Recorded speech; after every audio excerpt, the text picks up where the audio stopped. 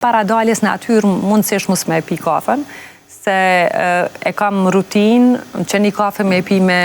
shoqet mas vrapimit, e kafen e dytë me pi me bashkëshortin shpe, ose fmit kur do që janë ata vikendeve aty, nuk është që e konsumojnë shumë, po me bashkëshortin pak më shërben për me fillu ditën edhe mundohem që qatë kafe në mëngjesit për me da ditën,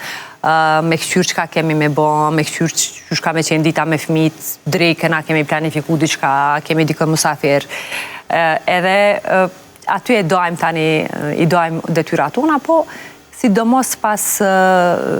daljeve në gërmi, kafja e rituali kafes me shoqë është, si the njeri u merë prej të mirave, po ne edhe ndojmë gjana që na shqetësojnë. Nëse kam një problem, kam shumë qef me kërku mendime prej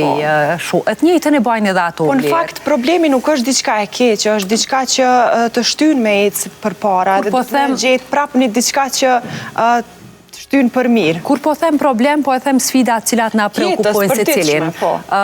Qasja me fmit, gjithi kemi fmit në moshë të pubertetit,